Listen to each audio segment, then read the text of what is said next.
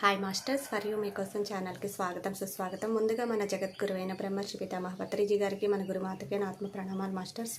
Okay masters, ప్రతిరోజు మన ఛానల్లోని ధ్యానం, స్వాధ్యాయం, సజ్జన సాంగత్యం జరుగుతుంది మాస్టర్స్.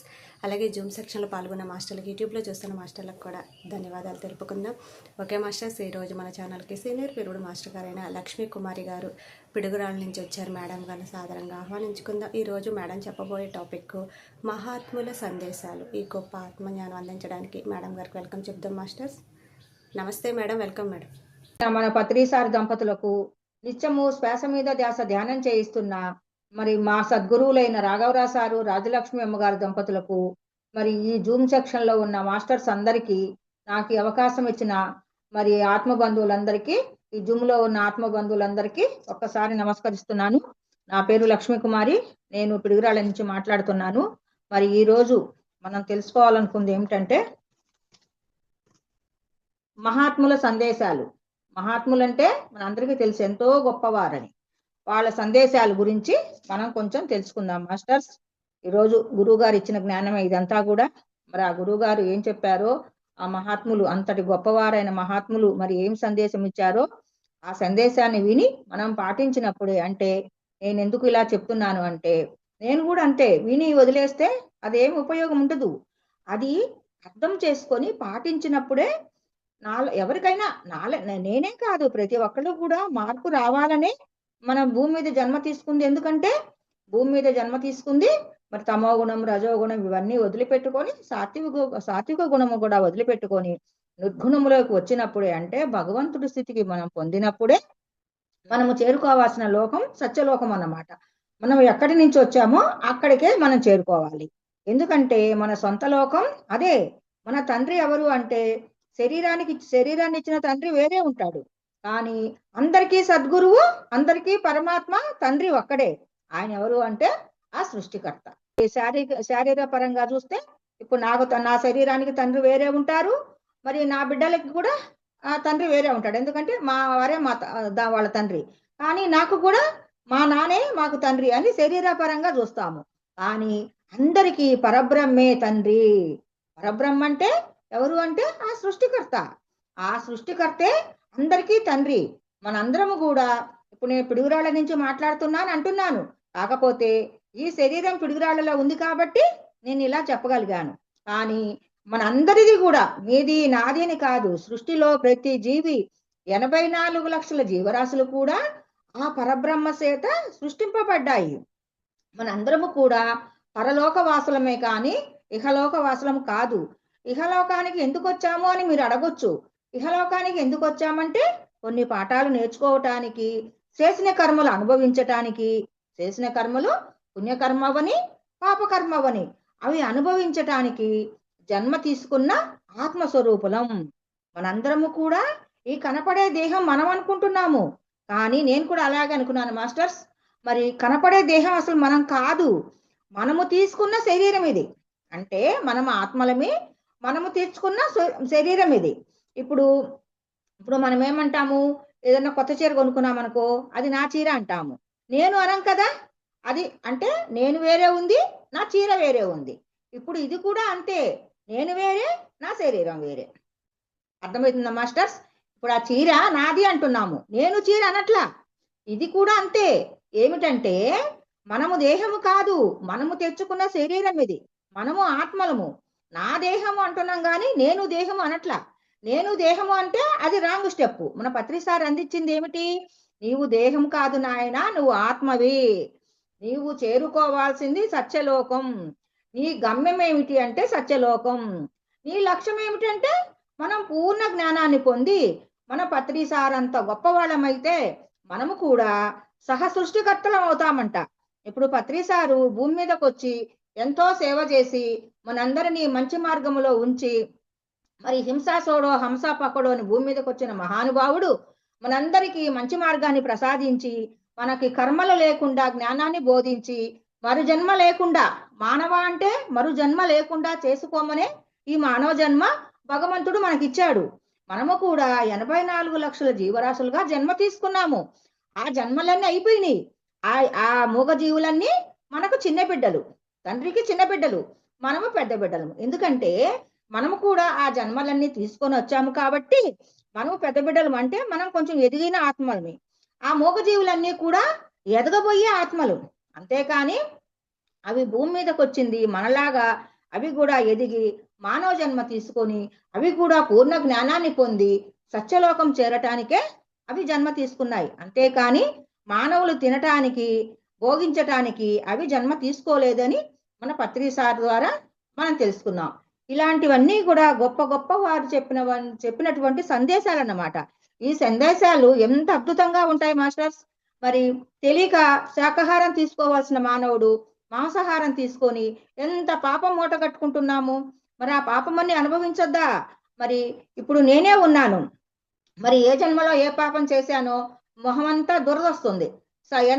ఎంత సబ్బు పెట్టి రుద్దుకున్నా అది పోవట్లా. అలాగే మొహం అంతా గీరుకొని ఇలా ఇలా ఇలా అలా అనుకొని ఈ మొహం అంతా ఉబ్బు కూడా వచ్చేసింది. ఎందుకంటే ఏ మూగజీవులనో ఏ ఈగలనో ఏ దోమలనో మరి వేటనో ఇబ్బంది పెట్టుంటా. ఎవరు ఇబ్బంది పెట్టండి, ఎవరు ఇబ్బంది పడదు మాస్టర్స్. నేను కూడా అలా చేశాను కాబట్టి ఈ రోజు ఇలా బాధపడుతున్నాను. అంటే బాధపడటం అంటే బాధ ఏమి లేదు, అనుభవిస్తున్నాను కాబట్టి ఒక కర్మ పోతుంది. ఒక కర్మ, నేను చేసిన కర్మలో నుంచి ఒక కర్మ పోతుంది అని నేను తెలుసుకుంటున్నాను మాస్టర్స్. మరి ఏదైనా సృష్టికి మనం ఏదిస్తామో సృష్టి తిరిగి మనకి అదే ఇస్తుంది. మనము ఈరోజు ఒకళ్ళ కొంచెం హెల్ప్ చేశాము, ఏదో మన ఇంటి ముందుకు వస్తే ఏదన్నా తినేవి ఉన్నాయనో ఏదో అంత కొబ్బరి ముక్కో అంత అన్నమో కొంచెం ఇడ్లీనో పెడతాము. అది వాళ్ళు తింటారు, వాళ్ళు తృప్తిగా అమ్మ ఎంత బాగుందమ్మా, ఎంత బాగా పిలిచి పెట్టావమ్మా అని అంటారు మనల్ని. కానీ అదే ఒక తల్లి మన ఇంటి ముందుకు వచ్చినప్పుడు 2 మాటలు తిట్టేసాయి, అది ఎంత పాపకర్మ మూట కట్టుకుంటాము. ఆ తల్లి ఏదో అంత పెడతారేమో అంటే భుక్తి కోసం వచ్చింది, వాళ్ళని నానాక మాటలను పంపిస్తే అదే పాపకర్మ. మరి ఆ పాపకర్మ మనము కూడా ఇంకొక జన్మలో తప్పకుండా అనుభవించాల్సిందే. సృష్టికి ఏదిస్తే సృష్టి నుంచి మనం అదే పొందుతాము. ఒక బాలు ఇసిరి కొట్టేసాము గోడకేసి, అదే బాలు ఎంత స్పీడ్గా వేసామో అంత స్పీడ్గా వచ్చి మనకు తగులుతుంది. ఇలాంటివన్నీ కూడా గొప్ప గొప్ప యోగీశ్వరులు మహాత్ములు, ఈ బుక్ అంతా కూడా అదే మహాత్ముల సందేశాలు. ఈ బుక్ లో నుంచి అంటే ఇప్పుడు నేను ఇలా ఎందుకు చెప్తున్నానంటే 10 చెబితే కనీసం రెండు సరి చేసుకున్న మన జీవితంలో ఎన్నో జన్మలు తగ్గించుకున్నట్టు ఎన్నో కర్మలు తగ్గించుకుంటాం. కర్మ ఉంటేనే జన్మ వస్తుంది మాస్టర్స్. కర్మ ఉంటేనే మనకు జన్మ వస్తుంది. అసలు కర్మే లేకపోతే మనకు జన్మే రాదు.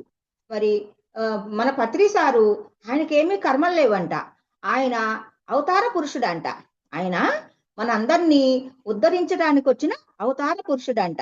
మరి హింసాసోడో హంసాపకడో అని, హింసాసోడో అంటే హింసను మానేయి, హంసాపకడో అంటే శ్వాసని గమనించు, ఉచ్ఛ్వాస నిశ్వాసలని గమనించు. ఆ నిశ్వాసలు గమనించినప్పుడే మన మనసు శుద్ధి అవుతుంది. మన గుణాలు మారుతాయి. మనం గుణం మారినప్పుడే మంచి పనులు చేస్తాము. మరి తమోగుణంలో రజోగుణంలో ఉంటే పాపకర్మలే ఎక్కువ చేస్తాము. అదే సాత్విక గుణంలోకి వచ్చినప్పుడే మరి నలుగురికి ఉపయోగపడాలని, నలుగురికి ఒక క్లాస్ చెప్పాలని, నలుగురికి ఉపయోగపడే పని చేయాలని ఏదో విధంగా సాత్విక గుణంలోకి వచ్చిన వారు మాత్రమే మరి సత్యం అంటే సద్గురువుల ద్వారా సత్యాన్ని తెలుసుకొని మనం నలుగురికి అదే చెప్తామన్నమాట. ఇప్పుడు నేను మన సద్గురువుల దగ్గర తెలుసుకున్న జ్ఞానమే ఇప్పుడు మీ అందరితో పంచుకుంటున్నాను. నా సొంతమేమి కాదు, గురువులు చెప్పిందే, మహాత్ములు చెప్పిందే ఇదంతా మనం తెలుసుకుంటున్నాం అన్నమాట. ఇంక ఇప్పుడు మహాత్ముల సందేశాల బుక్ నుంచి నేను చెప్పాలనుకుంది ఏంటంటే 3 రకాల జీవితాలు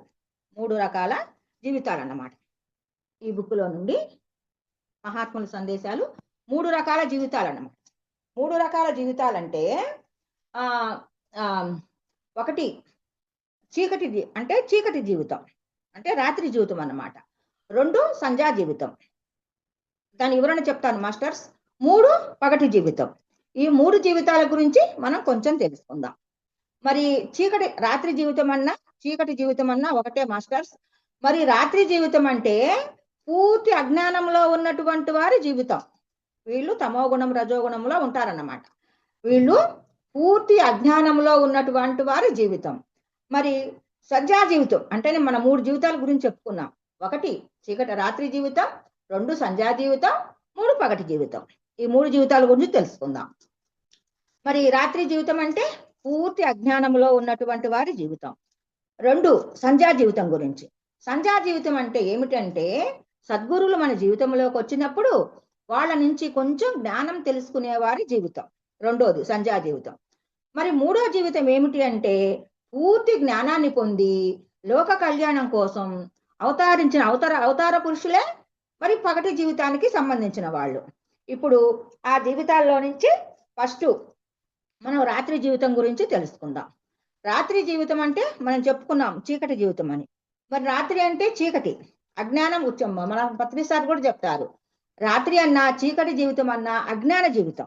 వీళ్ళు అజ్ఞానంలో ఉండటం వల్ల వాళ్ళకి ఏమి తెలియదు అన్నమాట. అజ్ఞానంలో ఉంటే వాళ్ళకి మంచి చెడ్డ తెలియవు, వాళ్ళు ఏం చేస్తున్నారో తెలియదు, ఎలా మాట్లాడుతున్నారో వాళ్ళకి ఏం తెలియదు అన్నమాట. అజ్ఞానంలో ఉండటం వల్ల ఏమి తెలియకపోవటం వల్ల వాళ్ళు ఏం మాట్లాడుతున్నారో వాళ్ళకి తెలియదు, ఏం మాట్లాడకూడదో వాళ్ళకి తెలియదు, ఏం ఆలోచిస్తున్నారో తెలియదు, ఏం ఆలోచించకూడదో కూడా వాళ్ళకి తెలియదు, ఏమి తింటున్నారో తెలియదు, ఏమి తినకూడదో తెలియదు, ఎలా మాట్లాడాలో తెలియదు, ఎలా మాట్లాడకూడదో తెలియదు. ఏది అజ్ఞానంలో ఉన్న వారి జీవితం. మరి ఈ విధంగా ఉంటే వీళ్ళు పూర్తి విరుద్ధంగా ప్రవర్తిస్తుంటారు. పూర్తిగా అంటే అజ్ఞానంలో ఉన్న వారి జీవితం. తినకూడనివి అంటే ఏం తినాలో తెలియదు, ఏం తినకూడదో తెలియదు అని చెప్పుకున్నాం. ఆ విధంగా 4 పాయింట్లు. ఏం తినకూడదో తెలియదు, ఏం తినాలో తెలియదు, ఏం మాట్లాడాలో తెలియదు, ఏం మాట్లాడకూడదో తెలియదు, ఏం ఆలోచించాలో తెలియదు, ఏం ఆలోచించకూడదో తెలియదు. ఈ విధంగా 4 రకాలుగా అజ్ఞానంలో ఉన్నటువంటి వారి జీవితం అన్నమాట. ఈ విధంగా ఉంటుంటే వీళ్ళు పూర్తిగా విరుద్ధంగా ప్రవర్తిస్తుంటారు. వీళ్ళు పూర్తి విరుద్ధంగా ప్రవర్తిస్తుంటారు. అంటే తినకూడని ఆహారం తినటం, తినకూడని ఆహారం తినటం, అనకూడని మాటలు అనటం, అనకూడని మాటలు అనటం, ఆలోచించకూడని విషయాలు ఆలోచించటం, చెయ్యకూడని పనులు చెయ్యటం. ఈ విధంగా చేసినప్పుడు సృష్టి విరుద్ధంగా చేసినట్లే కదా మాస్టర్స్. మరి వీళ్ళ జీవితంలో కష్టాలు, బాధలు, దుఃఖము ఉంటదన్నమాట. ఇలా చేస్తే ఎవరైనా సరే సృష్టికి అంటే సృష్టి విరుద్ధంగా ప్రవర్తించకూడదు కదా. మరి వీళ్ళు విరుద్ధంగానే ప్రవర్తిస్తుంటారు. మరి వీళ్ళ జీవితంలో సుఖము శాంతి ఉండదు. వీళ్ళ జీవితంలో సుఖము శాంతి ఉండదు. మరి సుఖము శాంతి లేని వాళ్ళు ఎలా ఉంటారంటే వాళ్ళు ఏం చేస్తున్నారో వాళ్ళకే తెలియదు కదా. వాళ్ళకి సుఖము లేదు, శాంతి లేదు, వాళ్ళ జీవితమే అగోచరంగా ఉంటుందన్నమాట. మరి అలా జీవిస్తున్న వాళ్ళని మరి మరి సద్గురువులు వాళ్ళ జీవితంలోకి వచ్చినప్పుడే వాళ్ళకి సత్యం బోధపడుతుంది.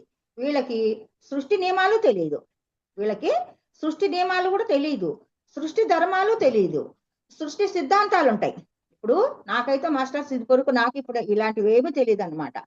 కానా పీనా సోనా ఈ 3 తెలుసు, 4వ తెలియదు అసలు. లోపల మనము శరీరము, మనసు, ఆత్మ అని 3 గురించి చెప్తుంటారు. మరి శరీరం అంటే కనపడే శరీరం, మనసు అంటే లోపల ఉండే మనసు, మనసు కనపడదు, ఆత్మ. ఈ 3 లోపల ఉన్నాయి. శరీరం కనపడుతుంది, మనసు, ఆత్మ కనపడవు. కానీ ఇవన్నీ కూడా లోపల ఉన్నాయని మనం శ్వాస మీద ధ్యాస పెట్టి ధ్యానం చేసినప్పుడే మనకు ఆలోచనలు వస్తున్నాయంటే అది మనసు చేసే పని. మంచి పనులు చేయిస్తుందంటే ఆత్మ. అంటే అన్నిటికీ శక్తినిచ్చేది ఆత్మే. ఇప్పుడు 84 లక్షల జీవరాశులకి శక్తినిచ్చేది ఆత్మే. ఎన్నో కోట్ల లోకాలు ఉన్నాయంట. ఈ లోకమే అనుకుంటాను, నేనైతే ఈ లోకమే అనుకున్నాను మాస్టర్స్. మరి మా ఈ మహాత్ములు యోగీశ్వరులు చెప్తున్నారు ఎన్నో కోట్లు ఉన్నాయంట లోకాలు. ఎన్నో ఎంతో మంది సూర్యచంద్రులు ఉన్నారంట. ఎంతో మంది బ్రహ్మ అంటే మనము పరబ్రహ్మ కాదు మాస్టర్స్, పరబ్రహ్మ ఒక్కడే ఉండేది. మరి బ్రహ్మ అంటే బ్రహ్మ, విష్ణు, మహేశ్వరు అని చెప్పుకున్నాం కదా, వాళ్ళు అన్నమాట. వాళ్ళు కూడా మనకేం తెలుసు ప్రాపంచికంగా, మీకైతే తెలుసా మాస్టర్స్, నాకైతే ఏమీ తెలియదు. మరి బ్రహ్మ, విష్ణు, మహేశ్వరులు వాళ్ళ ముగ్గురే ఉండేది, ఇంకెవరూ లేరు అనుకునేదాన్ని. కానీ అలాంటి బ్రహ్మలు ఎంతో మంది ఉన్నారంట. అలాంటి విష్ణుమూర్తులు కూడా ఎంతో మంది ఉన్నారంట. అలాంటి శివుళ్ళు కూడా ఎంతో మంది ఉన్నారంట. మరి దాని గురించి కొంచెం తెలుసుకుందాం. మరి ఒకసారి అంటే దేవతలకి రాక్షసులకి యుద్ధం జరిగిందంట. యుద్ధం జరిగినప్పుడు దేవతలందరూ గెలిచామని వాళ్ళు పండగే చేసుకుంటున్నారంట. అప్పుడు పరబ్రహ్మకి అనుమానం వచ్చిందంట. దేవతలకి అహంకారం వచ్చింది, అహంకారం పెరిగితే వీళ్ళు ఏమి సాధించలేరు అని చెప్పేసి వీళ్ళ దగ్గరికి ఆ పరబ్రహ్మ ఒక యక్షుని రూపంలో ప్రత్యక్షమయ్యాడనమాట. ప్రత్యక్షమయ్యి అక్కడ అక్కడ ఉన్నప్పుడు ఫస్ట్ అగ్నిదేవుడు వస్తాడంట. అగ్నిదేవుడు వచ్చి ఎవరు స్వామి మీరు ఇంత ప్రకాశవంతంగా ప్రకాశంతో మెరిసిపోతున్నారు, ఎవరు స్వామి అంటే, ముందు నా సంగతి ఏమి కానీ ముందు నీ సంగతి చెప్పు, నువ్వెవరు అంటే, నేను అగ్నిదేవుణ్ణి అన్నాడంట. మరి అగ్నిదేవుడివా అయితే మరి ఒక చిన్న పుల్ల వేస్తాను, ఇది దగ్ధం చెయ్యి అంటాడన్నమాట. అంటే నువ్వేం చేస్తుంటావు అంటే, నేను లోకాలన్నీ కూడా దగ్ధం చేస్తాను అంటాడంట. మరి నువ్వు అంత శక్తివంతుడు అయితే ఈ చిన్న గడ్డి పరకని వేస్తున్నాను, దీన్ని దగ్ధం చెయ్యి అంటాడంట. ఎప్పుడైతే దగ్ధం చేయమన్నాడో ఆయన శక్తిని అంతా పెట్టి ఊదినా కూడా ఆయన శక్తి ఆయన ముందు అంటే పరబ్రహ్మ ముందర ఈ శక్తి పనిచేయలే. అంటే ఇక్కడ మనం ఏం తెలుసుకోవాలంటే ఆ అగ్నిదేవుడికి ఉన్న శక్తి కూడా ఈ పరబ్రహ్మదే మాస్టర్స్. ఆ అగ్నిదేవుడికి ఉన్న శక్తి కూడా ఈ పరబ్రహ్మదే.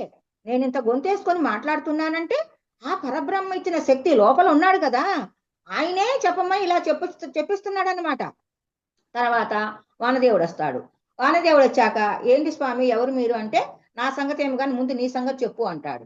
నా సంగతి ఏముంది స్వామి, నేను వర్షాలు పడిస్తాను, మరి ఎన్నో వరదలు తుఫాన్లు అట్లా కూడా రప్పిస్తాను అంటాడు. అయితే ఒక చిన్న పుల్ల వేస్తున్నాను, దాన్ని పంపించి చూద్దామంటాడు. ఆయన శక్తి అంతా ప్రయత్నించినా కూడా ఆ వానదేవుడికి ఆ పుల్లని తరిమే శక్తి ఆయనకు రాలా. మరి మామూలుగా వర్షాలు పడితే పెద్ద పెద్ద వాగులు కొండలు మరి ఊళ్ళే కొన్ని చోట్ల మరి కొట్టుకుపోతూ ఉంటాయి, మనకు అందరికీ తెలుసు. ఆ శక్తి ఎక్కడది అంటే పరబ్రహ్మ నుంచి వచ్చిన శక్తి. అలాగే ఇంకా గాలిదేవుడు వస్తాడు. గాలిదేవుడు కూడా ఇదే పరిస్థితి. వీళ్ళందరికీ అప్పుడు అర్థమైందన్నమాట, ఈయన మామూలు వాడు కాదు, ఎవరో మహాత్ముడు అని చెప్పేసి ఇంద్రుడి దగ్గరికి వెళ్ళి ఇంద్రుడి దగ్గరికి వెళ్తే ఆ ఇంద్రుడు వచ్చేటప్పటికి ఇంద్రుడి శక్తి కూడా అయిందే. ప్రతి ఒక్క జీవి సృష్టిలో శ్వాస తీసుకునే ప్రతి జీవి కూడా ఆ పరబ్రహ్మ శక్తి వల్లనే నడుస్తున్నాయి. మనం ఉదయం లేచిన దగ్గర నుంచి నేను ఆ పని చేశా ఈ పని చేశా అనుకుంటాము, కానీ చేయించింది లోపల ఉండి ఆ పరమాత్మ. చేసేది శరీరమే కానీ చేయించేది శక్తినిచ్చేది ఆ పరమాత్మే. ఆ విధంగా ఇంద్రుడు వచ్చేటప్పటికి పరమాత్మ మాయమైపోతాడు. అప్పుడు పార్వతీదేవి కనపడి, మరి ఇంద్ర ఎవరిని చూస్తున్నావంటే, ఇక్కడ ఎవరో వచ్చారంట, ఆయన ఎవరో ఎక్కడున్నాడో కనిపించట్లేదని చూస్తున్నాను అంటే, ఆయన ఎవరనుకున్నారు, నీకు నాకు అందరికీ శక్తినిచ్చిన పరబ్రహ్మ. ఆయన శక్తి వల్లనే మీరందరూ యుద్ధం చేసి గెలిచారు, అంతేకాని మీ సొంతం అంటూ ఏమీ లేదు. ఇప్పుడు నేను చెప్తున్నానంటే నా సొంతం ఏమీ లేదు, లోపల ఉన్న పరమాత్మే ఇలా చెప్పిస్తున్నాడు అనమాట అని చెప్పడం జరిగింది. అప్పుడు వాళ్ళకున్న అహంకారం తొలగించుకోవడం జరిగింది. ఒకసారి బ్రహ్మ విష్ణు మహేశ్వరులకు కూడా ఇలాగే అహంకారం వచ్చిందంట. అప్పుడు పరబ్రహ్మ వాళ్ళ ముందు ప్రత్యక్షమయ్యి, మరి మీరే ఎంత చేశామనుకుంటున్నారు కదా, మీరందరూ నాతో రండి అని చెప్పేసి పరబ్రహ్మ వాళ్ళని తీసుకొని వెళ్ళాడంట. వెళ్తూ ఉంటే వాళ్ళ ముగ్గురిని కళ్ళు మూసుకోమన్నాడంట. కళ్ళు మూసుకోమంటే వాళ్ళ ముగ్గురు ఒక లోకానికి వెళ్ళేటప్పటికి అక్కడ బ్రహ్మ అంటే ఈ బ్రహ్మ కాదు, ఈ బ్రహ్మ స్థానంలో ఇంకొక బ్రహ్మ ఉన్నాడు. అప్పుడు ఆ బ్రహ్మను చూసి ఈ బ్రహ్మకి అంటే పరబ్రహ్మ కాదు, మామూలుగా బ్రహ్మ విష్ణు మహేశ్వరుల బ్రహ్మ అంటే ఇలాంటి వాళ్ళు ఎంతో మంది ఉన్నారని చెప్పుకున్నాం కదా దాని గురించి. అప్పుడు ఆ బ్రహ్మకి కళ్ళు తెరిచి చూసేటప్పటికి ఎదురుగా ఇంకొక బ్రహ్మ ఉన్నాడు. ఇదేంటి, నేనే కదా బ్రహ్మని, మనందరికీ ఏం తెలుసు, వీళ్ళు ముగ్గురే గొప్పవాళ్ళు, ఇంకెవరూ లేరనుకున్నా. నేను అనుకోవటం కూడా మాస్టర్స్ మీ గురించి కాదు, మరి నేను కూడా అలాగే అనుకునేదాన్ని. కానీ ఇప్పుడు తెలిసింది, ఎన్నో లోకాలు ఉన్నాయి, ఎంతో మంది బ్రహ్మలు ఉన్నారు, ఎంతో మంది శివుళ్ళు ఉన్నారు, ఎంతో మంది విష్ణుమూర్తులు కూడా ఉన్నారు, కానీ పరబ్రహ్మ ఒక్కడే. ఆయనే స్వయంభూ, ఆయనే పరమాత్మ, ఆయనే లోకేశ్వరుడు, ఆయనే ఆత్మ, ఆయనే మన శరీరంలో ఉన్న పరబ్రహ్మ, ఆయనే మనలో ఉన్న ఆత్మ అని తెలుసుకున్నాం. అలాగే విష్ణుమూర్తిని కూడా అలాగే కళ్ళు ముంచి తీసుకెళ్లాడు. కొన్ని లోకాలు దాటిపోయేసరికి అక్కడ కళ్ళు తెరవమన్నాడంట. ఆ ఎదురుగా ఇంకో విష్ణుమూర్తి ఉన్నాడంట. అదేంటి, నేనే కదా గొప్పవాడిని, నేనే కదా విష్ణుమూర్తిని, ఇంకొక విష్ణుమూర్తి ఉన్నాడా అంటే, ఇంకా లోకాలు ఉన్నాయి, ఇంకా విష్ణుమూర్తులు కూడా ఉన్నారు అని ఆయనకు అర్థమైంది అనమాట. తర్వాత శివుడు కూడా అలాగే చాలా కొన్ని కొన్ని కొన్ని లోకాలు దాటుకుంటూ తీసుకెళ్తే అక్కడ ఇంకొక పార్వతీదేవి, అక్కడ ఇంకొక పరమేశ్వరుడు వాళ్ళు నాట్యం చేస్తూ ఉన్నారంట. అప్పుడు ఈ శివుడికి అర్థమైందంట, అమ్మో ఈయన మామూలోడు కాదు, ఎన్నో లోకాలు సృష్టించాడు, నాలాంటి వాళ్ళని ఎంతో మందిని సృష్టి చేయడం జరిగిందని వాళ్ళకున్న అహంకారం తొలగించుకున్నారనమాట. మరి ఇప్పుడు మనం క్లాసులోకి వద్దాం. మరి అజ్ఞానం వల్ల చేయరాని పనులు చేయటం వల్ల వాళ్ళ జీవితం అంతా కూడా దుఃఖమే అవుతుంది. మరి అజ్ఞానం అంటే చెప్పుకున్నాం కదా, చీకటి అని. ఇప్పుడు బాగా చీకటిగా ఉంటుంది. ఆ చీకటిని మనమేం తీసేయలేము. లోపలికి వెళ్ళి చిన్న లైట్ వేస్తే ఆ గదంతా కూడా వెలుతురు వస్తుంది. అలాగే అజ్ఞానంలో ఉన్న మనము జ్ఞానాన్ని పొంది శ్వాస మీద ధ్యాస పెట్టి ధ్యానం చేసి జ్ఞానాన్ని పొందినప్పుడే మనము కూడా దేహాలం కాదు ఆత్మలమని మన గురువుల ద్వారా మనం తెలుసుకుంటున్నాం. మరి అజ్ఞానములో ఉండటం వల్ల, మరి చేయకూడని పనులు చేయటం వల్ల, అనకూడని మాటలు అనటం వల్ల, తినకూడని తిండ్లు తినటం వల్ల, మరి ఈ విధంగా ఉన్నప్పుడు సృష్టి విరుద్ధంగా ప్రవర్తించినప్పుడు వాళ్ళ జీవితం అంతా కూడా కష్టాలు, బాధలు, దుఃఖమే కలుగుద్ది. కలిగినప్పుడు మన సద్గురు అప్పుడు మనం ఏమనుకుంటామంటే, నేను ఎవరికే పాపం చేశాను, ఏ జన్మలో ఏం చేసుకున్నామో అనుకుంటాము. కానీ ప్రతి ఒక్కళ్ళు కూడా చేసిన పాపాలు పుణ్యమైనా సరే పాపమైనా సరే ఈ జన్మలోనే 60% 70% అనుభవిస్తామంట మాస్టర్స్. 60% 70% అనుభవిస్తామంట. మిగిలిన 30% మన శరీరం వదిలాక పైలోకాలకు వెళ్ళి పైన మన సంచిలో వేసుకుంటామంట. ఇది కూడా నాకు తెలియదు మాస్టర్స్, నాకేమి తెలియదు మాస్టర్స్. అసలు నేను ఈ విధంగా మీ ముందు మాట్లాడుతున్నానంటే మరి భగవంతుడు ఇచ్చిన జ్ఞానము, సద్గురువులు ఇచ్చిన జ్ఞానమే తప్ప నాదంటూ ఏమి లేదు మాస్టర్స్. మరి ఆ విధంగా ఉంటే వాళ్ళ జీవితం అంతా నరకప్రాయమే అవుతుంది. మరి మహాత్ములు గొప్ప గొప్ప వాళ్ళు వీళ్ళ సృష్టికి విరుద్ధంగా అంటే మరి భగవంతుడు మనకు ఏ ఆహారం పెట్టాడో ఆ ఆహారమే తినాలి. ఇప్పుడు జంతువులు ఉన్నాయి, వాటికి భగవంతుడు ఏ ఆహారం పెట్టాడు? మాంసాహారం పెట్టాడు. ఇప్పుడు ఆవు ఉంది, ఏ ఆహారం పెట్టాడు? గడ్డే పెట్టాడు. ఆ ఆవు ఆ గడ్డి లేకపోతే చచ్చిపోద్దంట కానీ మాంసం తిందంట. అలాగే జంతువులు అంటే పులి గాని సింహం గాని దానికి ఆ మాంసం దొరకపోతే అది గడ్డి తిందంట. అది కూడా అంతేనంట, చావనైనా చచ్చిపోద్దంట కానీ అది గడ్డి ముట్టుకోదు. అంటే ఆవు మాంసం తినదు, పులి సింహాలు గడ్డి తినవు. కానీ మానవుడే సృష్టి ధర్మాన్ని వ్యతిరేకించి సృష్టి నియమాలు దాటి సృష్టి ధర్మాలు, సృష్టి నియమాలు, సృష్టి సిద్ధాంతాలు తెలుసుకోలేక మరి శాకాహారమే మానవుడి ఆహారం అని భగవంతుడు మనకి ఎన్నో రకాల పళ్ళు, కాయలు, ఫ్రూట్స్, మీకు అన్ని తెలుసు మాస్టర్స్. మరి ఎన్నో రకాలు వస్తున్నాయి ఫ్రూట్స్ మనకి. భగవంతుడు ఎప్పుడు పంటని అప్పుడు మనకు అందివ్వటం జరుగుతుంది. మరి ఒక్క తీపిలోనే సపోటా, మామిడి పళ్ళలోనే ఎన్నో రకాలు ఉన్నాయి, సీతాఫలము, ఇంకా మనకి ఎన్నో రకాలు వస్తున్నాయి ఇవన్నీ ఒక తీపిలోనే. అలాగే ఎన్నో రకాల ఫ్రూట్స్, ఇంకా నాకు పేర్లు చెప్పడం రాదు మాస్టర్స్, ఎందుకంటే మా సార్ అన్ని తెస్తాడు తింటా గానీ నాకు వాటి పేర్లు చెప్పడం కరెక్ట్ గా రాదు. మరి ఆ భగవంతుడు మనందరికీ అన్ని రకాల ఫ్రూట్స్ అందిస్తే తినండి బిడ్డలు అంటే, మనమైతే మరి మాంసాహారం తిని ఆ జంతువుల హింస కారకులమయ్యి ఇప్పుడు మనం చెప్పుకున్నామే అలాంటి పనులను చేసి సృష్టి విరుద్ధంగా ప్రవర్తించినప్పుడు మహాత్ములు మనల్ని ఈ విధంగా మరి ఏదైనా సృష్టికి ఏది ఇస్తే తిరిగి మనకు అదే వస్తుంది కదా. అలాగే మనం పడే కష్టాలు కానీ, మీరు కాదు మాస్టర్స్, నేను పడే కష్టాలు కానీ, బాధలు కానీ, దుఃఖం కానీ ఏవైనా ఏ అయితే ఉన్నాయో అవన్నీ నేను సృష్టికి ఇచ్చినవే అని గురువుల ద్వారా తెలుసుకున్నాను మాస్టర్స్. మరి వీళ్ళని మహాత్ములు ఏమంటున్నారు అంటే, ఇలా చేసే వాళ్ళని అంటే సృష్టి నియమాలు దాటిన వాళ్ళని, సృష్టి సిద్ధాంతాలు తెలియని వాళ్ళని, ఇవన్నీ సృష్టిలో ఉన్నాయి సృష్టి నియమాలు, ఇవన్నీ తెలియని వాళ్ళని, అసలు సృష్టిలో ఇవన్నీ ఉన్నాయని కూడా తెలియవంట నాలాంటి అజ్ఞానులకి. ఇలాంటి నాలాంటి వాళ్ళకి ఇవన్నీ ఉన్నాయని కూడా నాకు కూడా తెలియదు మాస్టర్స్, నాది కూడా చీకటి జీవితమే. మరి అలాగే ఇవన్నీ ఉన్నాయని సంగతి కూడా ఈ అజ్ఞానులకి, చీకటి జీవితం వాళ్ళకి తెలియదు.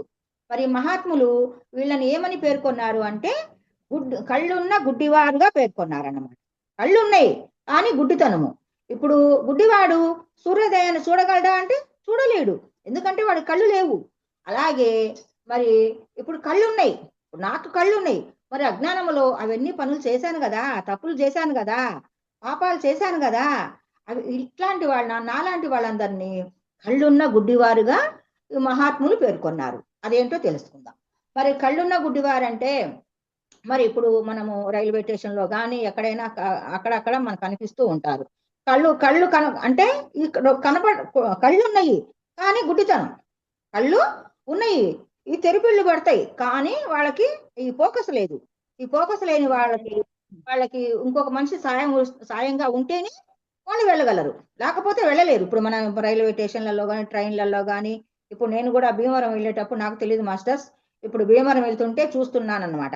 మరి వాళ్ళు ఇంకొక మనిషి సాయం లేకుండా వాళ్ళు నడవలేరు, వాళ్ళ మీద చెయ్యేసి వీళ్ళ చెయ్యేసి వెళ్లాల్సిందే. ఎందుకంటే కళ్ళు ఉన్నాయి కానీ గుడ్డితనం. మరి కళ్ళున్న గుడ్డి వారి ప్రవర్తన ఇలా ఉంటుందని సార్ చెప్పటం జరిగింది. ఇంకొక ఎగ్జాంపుల్ తెలుసుకుందాం. మరి గుడ్డెద్దు చేలో పడ్డట్టు అంటారు. గుడ్డెద్దు చేలో పడ్డదంటే ఆ ఎద్దుకి కళ్ళు లేవు, కానీ కళ్ళు ఉన్నాయి, చూపు లేదు. లేకపోవటం వల్ల ఆ గుడ్డెద్దు చేలో పడి చేనంతా తొక్కేస్తుంది. చేనంతా తొక్కేస్తే పాపం ఆ చేను గలవాడికి దండగే, దీనికి కూడా దండగే, ఎద్దుకు కూడా దండగే. ఎందుకంటే దానికి చూపు సరిగా లేక అదంతా తొక్కేస్తూ కడుపు నిండా గడ్డి కూడా ఆహారం కూడా తినలేదు అది. ఎందుకంటే కళ్ళు లేవు కదా, కళ్ళున్న గుడ్డివారు లాగా. అంటే కళ్ళంటే చూపు లేదు, కళ్ళు ఉన్నాయి. అలాగా వాడి ప్రవర్తన ఉంటుందని చెప్పడం జరిగింది.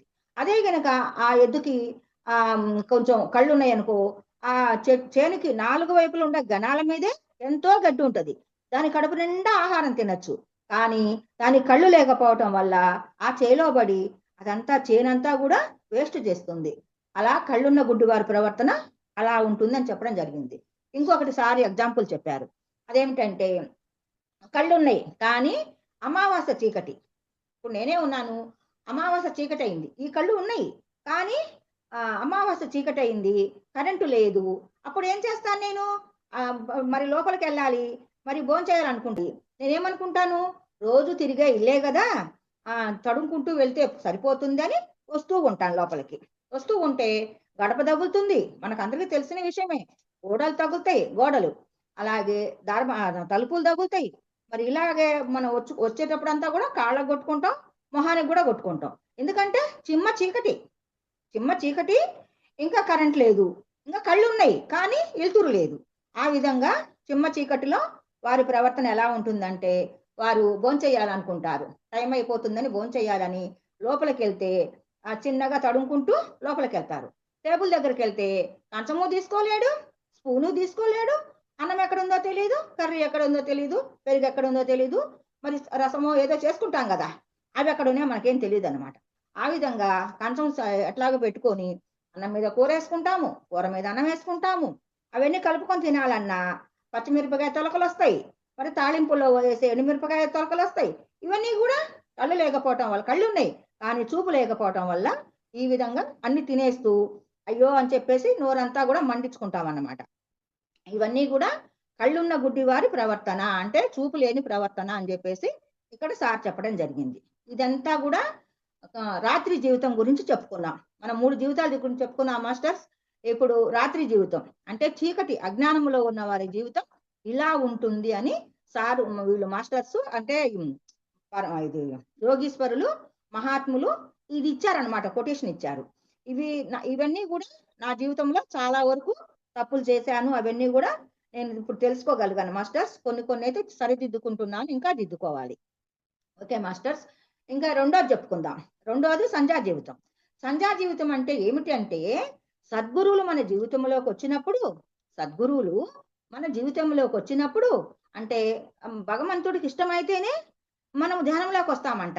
అదే సద్గురువులు మన జీవితంలోకి రావటం అంటే మన జీవితంలోకి వచ్చి మన ఇంట్లో ఉంటారని కాదు మాస్టర్స్. ఆ సద్గురువులు మనకు పరిచయం అవుతారు, ఒక పాంప్లెట్ ద్వారానో, ఇలాంటి మాస్టర్స్ ద్వారానో, ఇలాంటి సెల్ ద్వారానో, టీవీ ద్వారానో. నేను కూడా మరి వేరే ధ్యానంలో జాయిన్ అయ్యాను, అది కరెక్ట్ కాదు అని మరి టీవీలో వస్తుంటే అది చూసి, అంటే నాకు వచ్చిన చదువుతోటి నిర్ముషహనగా ధ్యానం అని పతంజలి మహర్షి, అంటే మనసు పనిచేయనిదే ధ్యానం అని చెప్పేసి చదివాను అనమాట. అదేమిటి, నేను అన్ని వింటున్నాను కదా, వింటుంటే మనసు పనిచేస్తుంది కదా, నిర్యుషమనహ ధ్యానం అంటున్నాడు పతంజలి మహర్షి గారు అని చెప్పేసి అప్పుడు ఆలోచించి అక్కడికి వెళ్ళటం జరిగింది. భీమవరం వెళ్ళాక అక్కడ నాకు అర్థమైంది, సరైన ధ్యానం భీమవరంలో జరుగుతుంది, అది మనసు పనిచేయని స్థితి. మరి పత్రిసారి చెప్పింది కూడా శ్వాస మీద ధ్యాస పెట్టి ధ్యానం చేయమన్నాడు. నేను చేసింది కాదు, నేను చేసింది కాదు, చెప్పింది చెయ్యండి అని ఆయన చెప్పడం జరిగింది. ఆయన ఏ బుక్ లో కూడా ఆయన ఎన్నో బుక్కులు చదివాడంట. అన్ని బుక్కుల్లో కూడా శ్వాస మీద ధ్యాస పెట్టి ధ్యానమే అని చెప్పడం జరిగిందంట. అంటే మరి ఆయన భూమి మీదకి వచ్చిందే మనందరిని ఉద్ధరించడానికని మనం తెలుసుకుందాం. అలాగే ఇంకా సద్గురువులు మన జీవితంలోకి వచ్చినప్పుడు అని తెలుసుకున్నాం కదా. అలా వచ్చినప్పుడు మరి మనందరినీ మహాత్ములు మనల్ని కాసి వడబోసారంట. అంటే ఏమని అంటే, ఈ కలియుగంలో ధ్యానులు ఉండరు, జ్ఞానం చెప్పే బోధించే సద్గురువులు ఉండరు, ఎక్కడో ఉంటారని సద్గురువులు మన కోసం ఎంతో మంది యోగీశ్వరులు ఎన్నో గ్రంథాలు రాసి, భగవద్గీత ద్వారా ఎన్నో పుస్తకాలు రాసి మనందరికి అందించారన్నమాట. అలాంటి గొప్ప వారందరికీ ఒక్కసారి నమస్కరించుకోవాలి. మరి మహాత్ములు మనందరినీ కాసి వడబోసారంట.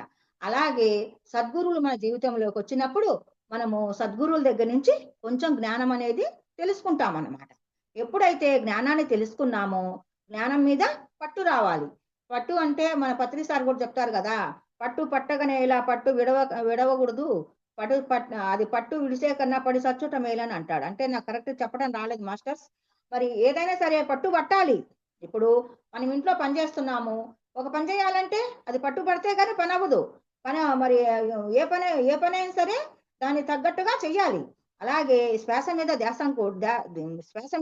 ధ్యానం కూడా అలాగే పట్టుబడి చేస్తే మరి వీళ్ళందరూ యోగులందరూ సంపాదించుకుంది మనం ఎందుకు సంపాదించలేము? మరి దాని గురించి కూడా చెప్పుకుందాం కొంచెం. మరి అలాగే సద్గురువులు మన జీవితంలోకి వచ్చినప్పుడు వారి ద్వారా కొంచెం జ్ఞానం అనేది తెలుసుకుంటూ ఉంటాము. అలా తెలుసుకుంటూ ఉన్నప్పుడు మన మన మన మన మన జ్ఞానం అనేది రకరకాల స్టేజ్ల్లో ఉంటుందంట. అంటే మీరు తెలుసుకున్న జ్ఞానం కొంచెం పెరగొచ్చు, ఇంకొక మాస్టర్ తెలుసుకున్నది ఇంకొంచెం పెరగొచ్చు, నాలాంటి వాళ్ళు తెలుసుకున్నది కొంచెం తగ్గొచ్చు. అంటే ఇదంతా కూడా ఎవరెవరి స్థితిని బట్టి, ఎవరెవరి టాలెంట్ను బట్టి వాళ్ళు తెలుసుకుంటూ ఉంటారు, సాధిస్తూ ఉంటారు. ప్రతి ఒక్కళ్ళు కూడా ఆత్మకి పత్రి సార్ కూడా చెప్తారు, ఆత్మకి పురోగమనమే గాని తిరోగమనం అనేది లేదు. అంటే మానవ జన్మ తీసుకున్నాక పైకి ఎదిగే వాళ్ళమే గాని కిందికి అంటే మళ్ళీ జంతు జన్మలోకి వచ్చే వాళ్ళం కాదు. తిరోగమనం లేదు, పురోగమనమే అంటాడు. కొంచెం కొంచెంగా జ్ఞానాన్ని తెలుసుకుంటూనే ఉంటాము. ప్రతి జన్మలో కొంచెము అంతో ఇంతో తెలుసుకొని జ్ఞానాన్ని పొందుతూనే ఉంటామని మన పత్రి సార్ కూడా చెప్పారు. మరి కొంచెం కొంచెంగా ఎవరెవరి స్థితిని బట్టి, ఎవరెవరి ఆత్మస్థితిని బట్టి వాళ్ళు తెలుసుకుంటూనే ఉంటారు. అది ఎవరెవరి టాలెంట్ అని చెప్పుకున్నాం కదా, ఎవరెవరు కృషి పట్టుదల ఉంటేనే ఏదైనా సాధించగలము. అలాగే మరి ఒక చిన్న ఎగ్జాంపుల్, మరి ఒక 100 మంది పిల్లలు ఉంటారు స్కూల్లో. ఆ 100 మందిలో బాగా చదివే ఒక అబ్బాయి ఫస్ట్ క్లాస్ లో పాస్ అవుతాడు. ఇప్పుడు మనందరికీ స్కూల్ అయిపోగానే వాళ్ళు పాస్ అయ్యారని చెప్పేసి ఎంతో మంది మా స్కూల్లో చదివిన బాబు ఇలా పాస్ అయ్యాడు, ఇన్ని మార్కులు వచ్చాయని చెప్పి మనకి అనౌన్స్మెంట్ కూడా వస్తుంది, మాకు వస్తాయి మాస్టర్స్. మరి అలాగే 100 మంది పిల్లల్లో ఒక్క బాబు హైలైట్ గా పాస్ అయ్యాడు. ఎందుకు అంటే వాడి కృషి పట్టుదల. రాత్రింబావులో చదివాడు ఎంతో, మరి వాడు నేను పాస్ అవ్వాలి, నేను ఫస్ట్ రావాలి అని వాడు దాని మీద కృషి చేశాడు, పట్టుదల పెట్టాడు. రాత్రింబావులు చదివాడు కాబట్టి వాడు ఫస్ట్ క్లాస్ లో పాస్ అయ్యాడు. నాలాంటి వాళ్ళు వస్తుందిలే, రాయొచ్చులే, మరి ఇంకా పాస్ మార్కు రాపోతుందా అన్నట్టు చదివే నాలాంటి వాళ్ళు ఎవరైనా ఉంటే అలా పాస్ అవుతారు. అంతేగాని ఫస్ట్ సెకండ్ అలాంటివనేవి రావన్నమాట. ఆ బాబుకున్న కృషి పట్టుదలే వాడిని అంత గొప్పవాడిని చేసింది. అలాగే ఇప్పుడు ఈ మహాత్ములందరూ కూడా ఎంతో పట్టుదల కృషి ఉండబట్టే ఎన్నో సాధించారు. మన పత్రిసారి కూడా 5 జన్మల్లో కూడా ఎన్లైట్మెంట్ మాస్టర్ అయినంట ఆయన. మరి ఆ జన్మలన్నీ కూడా మరి బుద్ధుడి దగ్గర ఆనందుడుగా ఉన్నాడు, తర్వాత క్రిస్టియన్స్ గా ఒకటి, ముస్లింగా ఒకటి, మరి సూఫీ మాస్టర్ అంట. అది అట్లా ఒక జన్మంతా కూడా ధ్యానం చేశానని పత్రిసారి చెప్పడం జరిగింది. ఇంకా లాస్ట్ గా మనకు పత్రిజీగా అవతారం ఇచ్చాడు. 5 జన్మలు పురుష జన్మలే తీసుకున్నాడు. 5 జన్మలు కూడా ఎన్లైట్మెంట్ మాస్టర్ అంట. అంటే ఇన్ని జన్మల్లో ఎన్లైట్మెంట్ మాస్టర్ అయితే అంత గొప్పవాడు కాబట్టి ఆయన దగ్గర అంత జ్ఞానం ఉందన్నమాట. మరి 50,000 పుస్తకాలు చదివి రాసి ఆయన ఇవంతా కూడా సారమంతా కూడా హింసాసోడో హంసాపకడో ఈ 2 వాక్యాలు పెట్టుకుంటే చాలు, ఇంకా మీరేమి చెయ్యక్కర్లేదు అని చెప్పడం జరిగింది. అంటే హింస వల్లే పాపాలు వస్తున్నాయి, కర్మలు వస్తున్నాయి, జన్మలు వస్తున్నాయి, మోక్షం రాదు. అదే మరి హింసాసోడం అంటే హింస మానండి, హంసను పట్టుకోండి అంటే ధ్యానం చెయ్యండి, మీ గుణాలు మారుతాయి, మీ మనసు మారుతుంది, మనసుకున్న గుణాలు మారుతాయి, మోక్షాన్ని పొందుతాడని ఆ 2 ముక్కల్లోనే మనకి ఎంతో జ్ఞానాన్ని బోధించడం జరిగింది. మరి ఆ విధంగా ప్రతి ఒక్కళ్ళు వాళ్ళ వాళ్ళ స్థితిని బట్టి ఉంటుందన్నమాట. మరి పత్రిసారి ఇక్కడ ఏం చెప్తున్నారంటే, అజ్ఞానాన్ని వదిలి జ్ఞానం పొందినప్పుడు, అజ్ఞానాన్ని వదిలి జ్ఞానాన్ని పొందినప్పుడు మీరు త్రిరత్నాలు పాటించాలి అంటున్నాడు. త్రిరత్నాలు అంటే మనందరికీ తెలుసు. శ్వాస మీద ధ్యాస పెట్టి ధ్యానం చేయటం, సద్గురువులు రాసిన పుస్తకాలు చదవటం, వారితో సాంగత్యం. ఈ 3 చేసినప్పుడు మనం ఎంతో జ్ఞానాన్ని పొందుతాము. మరి భూమి మీద మనం జన్మ తీసుకుందే జ్ఞానం కోసం కాబట్టి మనం భూమిని వదిలేలోపు కొంతైనా జ్ఞానాన్ని పొందాలి. మనము నేనున్నాను, ఈ భూమిని వదిలేలోపు ఈ శరీరంలో ఆత్మ ఉన్నప్పుడే మరి అంటూ ఎంతో జ్ఞానాన్ని పొందాలి. ఈ శరీరంలో ఆత్మ తప్పుకున్నాక నేనేం చేయగలను? ఏమి చేయలేను కదా. మనం చనిపోయిన వాళ్ళ దగ్గరికి వెళ్ళి చూస్తే ఆ పరిస్థితి మనకు అర్థమవుతుంది. మరి అలాగే కొంతైనా అంతో ఇంతో జ్ఞానాన్ని పొందాలి. త్రిరత్నాలు పట్టుకొని జ్ఞానాన్ని పొంది ఈ శరీరం ఉండగానే అంతో ఇంతో జ్ఞానాన్ని పొందాలి. పొందిన తర్వాత వాళ్ళు అంటే జ్ఞానాన్ని పొందారు, తర్వాత త్రిరత్నాలు కూడా పాటించారు. అప్పుడు 4 చేసినట్లు. త్రిరత్నాలు, జ్ఞానము. ఇంక ఇంకా మనకు లేనిదేముంది? అలాగే మరి రాక్షసుడు లాంటి అంటే ఈ 3 పట్టుకున్నప్పుడు ఎంతటి రాక్షసుడైనా మానవుడిగా మారతాడంట. ఎంతటి రాక్షసుడైనా కూడా మానవుడిగా మారతాడంట. మానవుడే మహాత్ముడు అవుతాడంట. మహాత్ముడే పరమాత్ముడుగా విలసిల్లుతారంట. మహాత్ముడే పరమాత్ముడుగా విలసిల్లుతారంట. అది స్త్రీ అయినా ఓకే, పురుషుడైనా ఓకే, ఎవరైనా ఆత్మలే. వాళ్ళు ఆ జన్మ తీసుకున్నారు, మనం ఈ జన్మ తీసుకున్నాం. అంతేకాని పురుషుడైన ఆత్మే, స్త్రీ అయిన ఆత్మే. ఆత్మ లేకుండా శరీరం లేదు కదా. మరి అలాగే మరి ఇలాంటి చేసినప్పుడు ఎవరైనా స్త్రీ అయినా ఓకే, పురుషుడైనా ఓకే అని తెలుసుకుందాం. మరి రత్నాకరుడు మీకు అందరికీ తెలుసు మాస్టర్స్. రత్నాకరుడు ఎంత రాక్షసుడు! రత్నాకరుడు ఎంతో రాక్షసుడు. ఆయన ఎన్నో హింస చేశాడు. ఆ దారిన పోయే వాళ్ళందరినీ హింసించాడు. వాళ్ళ దగ్గర ధనం ఉంటే లాగేసుకున్నాడు. ఆ పక్షుల్ని జంతువుల్ని చంపి వాటి మాంసం తిన్నాడు. ఎన్నో హింసలు చేశాడు. అన్ని హింసలు చేసినా కూడా చివరికి నారద మహర్షి జ్ఞానం వల్ల మరి ఆయన దాని గురించి చెప్పుకుంటే టైం సరిపోదు మాస్టర్స్. మరి ఆయన రత్నాకరుడు మరి నారద మహర్షి వల్ల జ్ఞానాన్ని పొంది శ్వాస మీద ధ్యాస పెట్టి ధ్యానం చేసి 13 సంవత్సరాలు 14 సంవత్సరాలు ఏకదాటిగా ధ్యానం చేసి ఆయన ఎంతో జ్ఞానాన్ని పొంది మరి వాల్మీకి మహర్షిగా మారి బయటకు వచ్చాడు.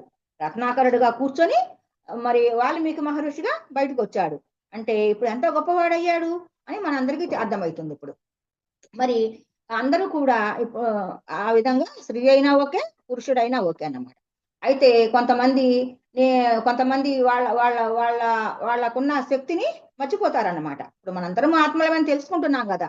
వాళ్ళ శక్తిని వాళ్ళు మర్చిపోయి నేనేమి చెయ్యలేను, నేనేమి చెప్పలేను, నేనేమి వెళ్ళలేను, నేనేమి చెయ్యలేను, వాళ్ళంటే చెప్పగలరు, వాళ్ళంటే వెళ్ళగలరు, వాళ్ళైతే ఏదైనా సాధిస్తారు అని చెప్పి అనుకునేవాళ్ళంట. మాస్టర్స్ నేను కూడా ఇది వరకు ఫస్ట్ లో నాకు కూడా రాసుకోవటం ఏమి రాదన్నమాట. రాసుకోవటం రాదు. ఏదో చిన్నప్పుడు ఏదో అలా రెండు అక్షరాలు చదువుకున్నానేమో. అవి ఇప్పుడు నాకు 60 ఏళ్ళు దాటినాయి మాస్టర్స్, 63 సంవత్సరాలు. అప్పుడు చదువుకున్న చదువు మరి ఇప్పుడు అంటే అప్పుడు నా జీవితం ఏంటంటే భుక్తి కోసం కూడా మరి అందరము పని చేసుకుంటే కానీ తినాల్సిన కుటుంబంలో జన్మ తీసుకోవడం జరిగింది. ఏనాడు పంచకపోతే 5 ఏళ్ళు నోట్లోకి ఎలా వెళ్తాయి మాస్టర్స్? మరి ఏ జన్మలో ఏమి పంచకపోతే ఏమీ రాదన్నమాట. మరి అలాంటి ఇంట్లో జన్మ తీసుకున్న నేను మరి చదువుకోవటం కూడా చదువుకోలేదు మాస్టర్స్. మరి చదువు కూడా లేదు. ఏదో కొంచెం జ్ఞానం అంటే గురువుల ద్వారా ఏదో 2 ముక్కలు నేర్చుకొని మీ అందరి ముందు ఇలా గొంతిప్పి మాట్లాడగలుగుతున్నాను. మరి అలా ఉంటే నేను అట్లాంటి వాళ్ళు ఏమనుకుంటారంటే నేను చెప్పలేను, నేను వెళ్ళలేను, నేను పోలేను అనుకుంటారంట. నేను కూడా అమ్మో నేను రాసుకోలేను, నేను మాట్లాడలేను, ఇంత జ్ఞానం చెప్పాలా, ఇంత జ్ఞానం పొందాలా అని చెప్పేసి నేను కూడా అనుకున్నదాన్ని మాస్టర్స్. మరి అందరిని అడిగేదాన్ని నేను, మాస్టర్స్ మీరు అలా చెప్పగలుగుతున్నారు, మీరు ఎలా చేస్తున్నారు, ఎలా చెప్తున్నారు అంటే ఒక మాస్టర్ మీలాంటి గొప్ప మాస్టర్స్ ఏం చెప్పారంటే, మీకు మేడమ్స్ సార్ చెప్పింది మీకు అర్థమైనట్టు 4 ముక్కలు రాసుకోండి, మీకు అర్థమైన దాంట్లో ఒకటి హ్యాండ్ రైజ్ చేసి మాట్లాడమన్నారు. అప్పటి నుంచి బిగిన్ చేశాను మాస్టర్స్. అప్పటి నుంచి ఏదో కొంచెం రాసుకోవటం, నాకు అర్థమైంది హ్యాండ్ రైట్ చేసి మాట్లాడటం, మామూలు శైలే మాస్టర్స్ నాకు ఇది వరకు. ఇప్పుడే మా పిల్లలు మా సారు ఇది కొనిపెట్టడం జరిగింది. మరి ఇలా మాట్లాడటం, వైఫై పెట్టించుకున్నాను, మా సారే పెట్టించారు. మరి ఇలా మీ అందరితో కలిసి మాట్లాడుతున్నాను అంటే గురువులు ఇచ్చిన జ్ఞానం వల్లనే మరి నేను కూడా చేయగలను, నేను కూడా చెప్పగలను, నేను కూడా రాసుకోగలను అని ప్రయత్నం చేసి 2 ముక్కల నుంచి 4 ముక్కలు, 4 ముక్కల నుంచి 6 ముక్కలు ఇట్లా కొంచెం కొంచెంగా చదువుకొని ఇప్పుడు మీ ముందు ఇలా ఇలా మాట్లాడగలుగుతున్నాను మాస్టర్స్. మరి అంటే నా నా నన్ను నన్ను చూసిన వాళ్ళు, నన్ను తెలుసుకున్న వాళ్ళు మీ అందరూ గొప్పవారు, చదువుకున్న వాళ్ళు అయి ఉంటారు. నేను మాత్రం చదువుకోలేదు మాస్టర్స్. మరి కొంచెం కొంచెంగా తెలుసుకోగలుగుతున్నాను మరి అని అంటారంట. అంటే ఇక్కడ సార్ ఏమంటున్నాడంటే ఎవరు కూడా తక్కువ తక్కువ వారు కాదు, ఎవరు తక్కువ వారు కాదు, అందరూ ఆత్మస్వరూపులే. మన కృషి పట్టుదల అని చెప్పుకున్నాం కదా, అదే లోపము గాని ఎవ్వరు హీనమైన వాళ్ళు కాదు, ఎవ్వరు తక్కువ వాళ్ళు కాదు అని చెప్పడం జరిగింది. ఇక్కడ అన్నమాచార్యులు వారు ఒక కీర్తన ద్వారా అందించడం జరిగింది. అదేమిటంటే బ్రహ్మం ఒక్కటే పరబ్రహ్మం ఒక్కటే, హీనాది అధికములు ఎందునా లేవు, అందరికీ శ్రీహరే అంతరాత్మ అని ఉంది కదా, మీ అందరికీ తెలుసు. అది అన్నమాచార్యుల వారి కీర్తన అన్నమాట. అన్నమాచార్యుల వారు ఏం పాడుతున్నారు? బ్రహ్మం ఒక్కటే పరబ్రహ్మం ఒక్కటే అంటున్నాడు. బ్రహ్మం ఒక్కటే పరబ్రహ్మం ఒక్కటే అంటే ఆ పరబ్రహ్మ ఒక్కడే, ఆ పరబ్రహ్మ ఒక్కడే స్వయంభూ, ఆయనకు సాటి లేదు మేటి లేదు. మరి ఆయనే అందరిలో ఉన్న శ్రీహరి అంటున్నాడు. అందరిలో ఉన్న శ్రీహరి ఆయనే. మరి అంతటి గొప్పవాడైన ఆత్మస్వరూపుడైన భగవంతుడు మన శరీరంలో ఉంటే మనం ఎందుకు చేయలేము, ఎందుకు చెప్పలేకపోతున్నాము? అంతటి గొప్పవాడైన పరమాత్మ మన శరీరంలో ఉన్నప్పుడు మనం ఎందుకు చెప్పలేకపోతున్నాము, ఎందుకు చేయలేకపోతున్నాము అంటే మనలో పట్టుదల తక్కువ, మనలో పట్టుదల కృషి తక్కువ. కాబట్టి నేను చెప్పలేను, నేను చేయలేను, నేను వెళ్ళలేను అంటానికి కారణం. కానీ ఇలా ఉండకూడదు, ఈ హీనభావం అనేది అస్సలు ఉండకూడదు, హీనభావం అసలు ఉండకూడదు. హీనభావం వదిలినప్పుడే మనమంతా ఎదుగుతామని చెప్పడం జరిగింది. హీనభావం అంటే చెప్పాం కదా, నేను వెళ్ళలేను. కొంతమంది అంట ఈ జూమ్ లో మా గురువు గారితో మాట్లాడాలంటే మరి ఎన్ని సంవత్సరాలు బట్టో వాళ్ళు మాట్లాడలేకపోతున్నారంట, హ్యాండ్ రైట్ చేసి మాట్లాడటానికి. మరి భీమవరం రావాలంటే ఎన్నో సంవత్సరాలు, 6 సంవత్సరాల నుంచి కూడా వెళ్ళాలనుకుంటున్నారంట, వెళ్ళలేకపోతున్నారంట. నాకు భార్య అడ్డం, బిడ్డలు అడ్డం, భర్త అడ్డం అంటారంట. ఎవరు అడ్డం కాదు, వాళ్ళకు చేయాల్సింది చేసి పెట్టేసి మన కోసం మన ఆత్మను మనం ఉద్ధరించుకోవాలంటే ధ్యానం చేయాలి. కాబట్టి అది ఒక్క భీమవరంలోనే జరుగుతుంది. కాబట్టి మేమందరం భీమవరం వెళ్ళటం జరుగుతుంది. ఎందుకంటే ఆ భీమవరంలో 1 గంట ధ్యానము, 1 గంట క్లాసు, 2 గంటలు ధ్యానము, 1 గంట క్లాసు, అలా రాసుకోవటం, ధ్యానం చేయటం, ఈ 2 పనులే ఉంటాయి. అక్కడ మేడం గారు మాకు ఏ పని లేకుండా, తల్లి కూడా ఇంటికి వెళ్తే ఏదైనా పని చేయకపోతే చెయ్యమ్మా అని చెప్తుంది. కానీ ఆ తల్లి ఏ పని చెప్పదు, హాయిగా కూర్చొని ధ్యానం చేసుకోవటం, జ్ఞానం వినటమే తప్ప ఏమీ లేదు. 1 గంటకు భోజనం పెడతారు, మరి 8ంటికి టిఫిన్ పెడతారు, సాయంత్రం 5ంటికి మళ్ళీ స్నాక్స్ అనేది తినేవి పెడతారు, మళ్ళీ నైట్ 8ంటికి భోజనం పెడతారు. ఇంక ఇలా అంతటి గొప్ప ప్రదేశము, అంతటి గొప్ప జ్ఞానము, అంతటి గొప్ప భోజనం కూడా పత్రిసార్ కూడా అంటారు. మరి భీమవరంలో జరిగే భోజనము సారు ఏదో పేరు చెప్పాడు మేడం గారు, నాకైతే గుర్తు రావట్లేదు ఆ పేరు. మరి అంత గొప్ప భోజనం అని సార్ చెప్పడం, పత్రిసార్ చెప్పడమే జరిగింది. నిర్గుణ భోజనం, నిర్గుణ భోజనం అంటే, నిర్గుణం అంటే రాముడి స్థితి, రాముడు నిర్గుణుడే కదా, ఆయన గుణం అంటూ లేదు, నిర్గుణ భోజనం అని చెప్పడం జరిగింది. మరి ఆ విధంగా మేము ధ్యానం చేసి జ్ఞానాన్ని పొందుతున్నాం మాస్టర్స్. మరి హీనభావం ఉండకూడదని తెలుసుకున్నాము. ఎవరికీ ఉండకూడదు, నాకు కాదు, మీకు కాదు, ఎవరికీ ఉండకూడదు. నాలాంటి వాళ్ళందరూ నేను ఇలా మాట్లాడుతున్నానంటే ఇంకా మీలాంటి చదువుకున్న వాళ్ళందరూ కూడా ఇంకా గొప్పగా మాట్లాడాలి. అది హీనభావం లేకపోవడం అంటే. మరి హీనభావం అనేది ఎవరికీ ఉండకూడదని తెలుసుకున్నాము. ఇంకా మరి 3 రత్నాలు పాటించాలి. 3 రత్నాలు అంటే శ్వాస మీద ధ్యాస పెట్టి ధ్యానం చేయటం, సద్గురువుల సాంగత్యం చేయటం, సద్గురువులు రాసిన బుక్స్, అంటే ఇప్పుడు ఎంతో మంది బుక్స్ రాస్తున్నారు కదా, మన పత్రిసారే ఎన్నో బుక్స్ రాశారు. ఇప్పుడు రాఘవరావు సారు, రాజలక్ష్మి అమ్మ 100 పుస్తకాలు దాటిపోయినాయి రాయటం, 100 పుస్తకాలు దాటినాయి అన్నమాట. ఇవన్నీ చదివితే చాలు. ఈ మహాత్ములు బోధించే సందేశాలు మామూలు సందేశాలు కాదు మాస్టర్స్. మరి బుద్ధుని సందేశాలు, పత్రిజీ సందేశాలు, ఈ ఇవన్నీ కూడా సందేశాలు. సందేశాలు అంటే ఏమిటి? మనలో మార్పు రావటమే సందేశం, మార్పు తెచ్చుకోవటమే సందేశం అన్నమాట. ఇప్పుడు నేను కూడా చాలా మార్పులు తెచ్చుకున్నానని మీ అందరికీ చెప్పగలుగుతున్నాను. మరి ఈ విధంగా ఉంటే మనము హీనభావం వదిలినప్పుడే ఏదైనా తెలుసుకుంటాం అనుకున్నాం. మరి త్రిరత్నాలు అంటే ధ్యానము, జ్ఞానము, వాళ్ళు రాసిన పుస్తకాలు, సాత్వికమైన శాకాహారం, ఇవన్నీ చేస్తున్నప్పుడు మనకి ఎంతో కొంత జ్ఞానం అనేది తప్పకుండా పెరుగుతుంది. ఆ జ్ఞానాన్ని పెంచుకున్నప్పుడే మనము పూర్ణాత్మ స్థితికి చేరుకుంటాము. మన సత్యలోకమైన, మన లోకమైన సత్యలోకం కూడా మనం చేరుకుంటాము. మరి తర్వాత మరి ధ్యానం చేసినప్పుడే జ్ఞానాన్ని పొందుతాము. శ్వాస మీద ధ్యాస పెట్టి ధ్యానం చేసినప్పుడే మనము జ్ఞానాన్ని పొందుతాము. మరి శ్రీకృష్ణ భగవానుడు జ్ఞానాగ్ది దగ్ధ కర్మాణం అని చెప్పాడు. జ్ఞానాగ్ది దగ్ధ కర్మాణం అని చెప్పాడు. అంటే దాని అర్థం తెలుసుకుందాం. జ్ఞానాగ్ది దగ్ధ కర్మాణం అని శ్రీకృష్ణ భగవానుడు భగవద్గీతలో చెప్పింది అర్థం తెలుసుకుందాం. మరి ధ్యానం వల్లనే జ్ఞానం అని మనకు తెలుసు. ధ్యానం వల్లనే జ్ఞానం వస్తుందని తెలుసు. మరి పూర్తి జ్ఞానాన్ని పొందాలంటే మనం ఎంతో ధ్యానం చేసి ఎంతో జ్ఞానాన్ని పొందాలి. అలా పొందుతున్నప్పుడు మరి మళ్ళీ కొత్తగా పాపకర్మలు చేయకూడదు. పాపకర్మలు అనేవి మళ్ళీ కొత్తగా చేయకూడదు మాస్టర్స్. పాపకర్మలు, మన ఖాతాలో ఉన్న కర్మలన్నీ కూడా మనకు జ్ఞానం పెరిగే కొంది ఆ కర్మలన్నీ కూడా ఒక్కొక్కటిగా కరిగిపోతూ ఉంటాయంట. కానీ మనం వచ్చేటప్పుడు కొన్ని కర్మలు తెచ్చుకుంటాం మాస్టర్స్. ప్రతి ఒక్కళ్ళు కూడా జన్మ తీసుకునేటప్పుడు కొన్ని కర్మలు తెచ్చుకుంటాము. ఆ కర్మలు ప్రారంధ కర్మలుగా మనం తెచ్చుకుంటాము. అవి మాత్రం అనుభవించాల్సిందే. అవి అనుభవించాలన్నా కూడా శక్తి కావాలి. అవి అనుభవించాలన్నా శక్తి కావాలి. ఆ శక్తి రావాలన్నా కూడా శ్వాస మీద ధ్యాస పెట్టి ధ్యానం చేయటం వల్ల ఆ శక్తి వస్తుంది. ఆ శక్తి వచ్చినప్పుడే వాటిని ఓర్చుకునే శక్తి కూడా వస్తుంది. మరి పత్రిసారికి అంత ఒంట్లో బాగలేకపోయినా ఆయనకున్న శక్తి వలనే అవన్నీ ఆయన ఓర్చుకోగలిగాడు.